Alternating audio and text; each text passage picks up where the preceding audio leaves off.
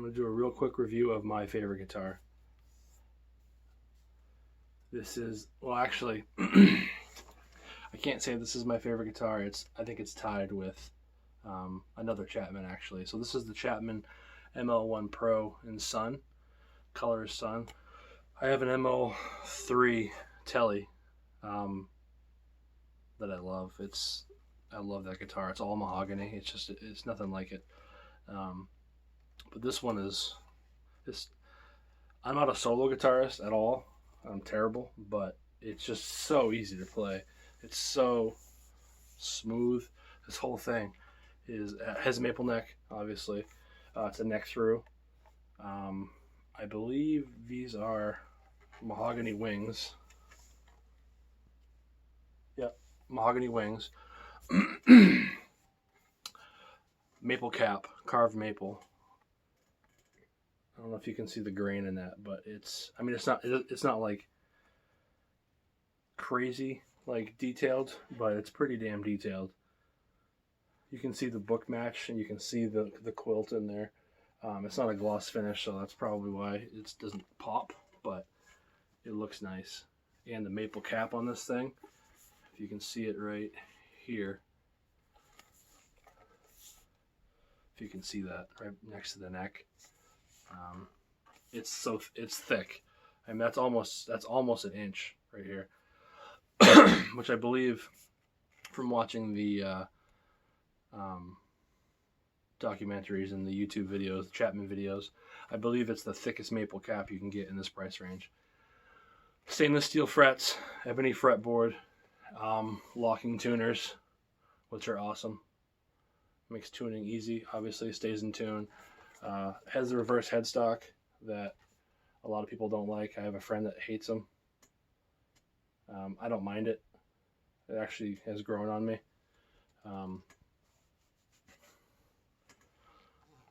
Got the Chapman humbuckers, passive humbuckers. It's got a coil split and the hard stop bridge there. 5-way switch. It comes with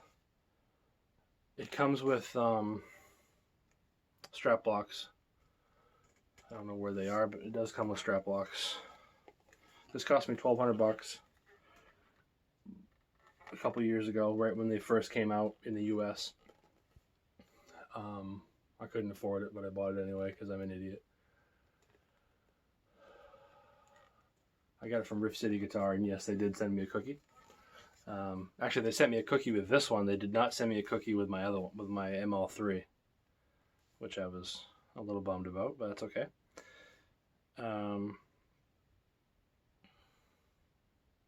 It's so light too. Like, I don't know. There's something to be said about the quality of the wood, like the way it feels in your hands. I don't pretend to know anything about guitars. I'm not a luthier. I don't know what's right or wrong with guitars. What makes guitars better than your cheap $100 guitars? But this guitar feels like an expensive guitar. It has all those things you're looking for in a cheaper price range. I mean, this feels like a couple $1,000 guitar. It actually feels better than a couple of the PRSs that I've played at Guitar Center. So nice. It sounds great. I mean, it has the signature Chapman 12th fret infinity symbol. Infinity? Mobius strip? Infinity symbol? Is that what that is? There's a couple of spots on here on the headstock where it looks like the paint is worn and chipped a little bit. I don't remember if I got it like that or if I've done that since. This thing has been in a case for the last 6 months or so. So I don't remember. I don't remember if I did that or if it came that way. I don't think it came that way. I think I would have remembered that. This thing was super packaged in a beautiful case. The case is over here. If I can show it to you. I've got no good lighting in here, so that's the case. It's pointless to show it to you because it's so dark. But it comes with a wicked nice case, and not like a cheap case either. That's a solid case. Like you could buy like a what is it, SKL case? Those are nice cases for like $100 or something. This is just as good, maybe better. There's stitching there's like leather on the ends here, and the stitching is great.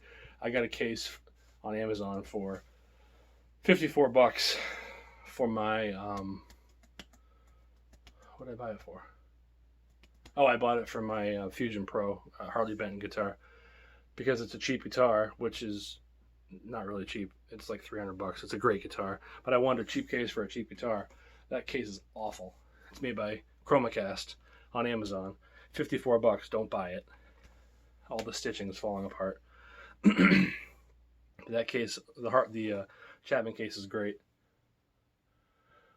I'm just kind of rambling. This guitar is awesome. $1,200. I believe it's still $1,200. Brand new. But like, the hype is real with these guitars. The hype is real. I know I'm coming to the party late. It's a couple years old, but I love this guitar. It sounds amazing. Plays great. Plays anything you want to play. Blues, metal. It just sounds awesome. And if you hate reverse headstocks, then I guess this isn't for you. But whatever. It's awesome. And this thing stays in tune like you wouldn't believe. Locking tuners, obviously, it's why. But this thing was in tune when I got it.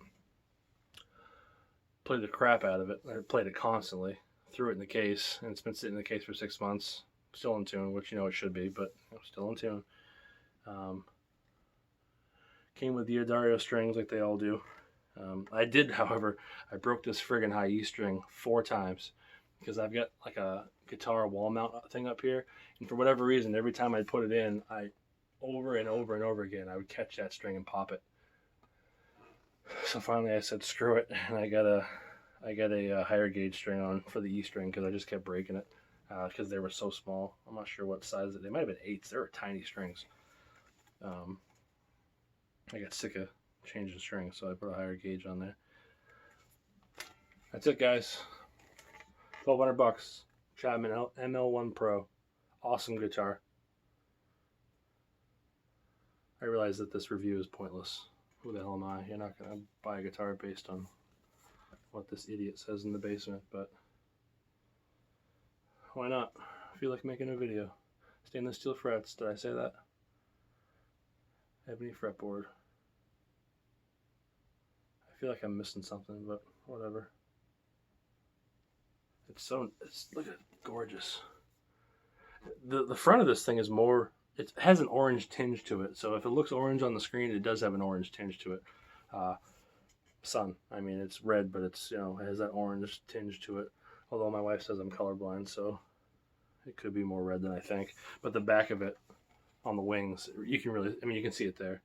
It looks pretty orange. This is an orange pick right here.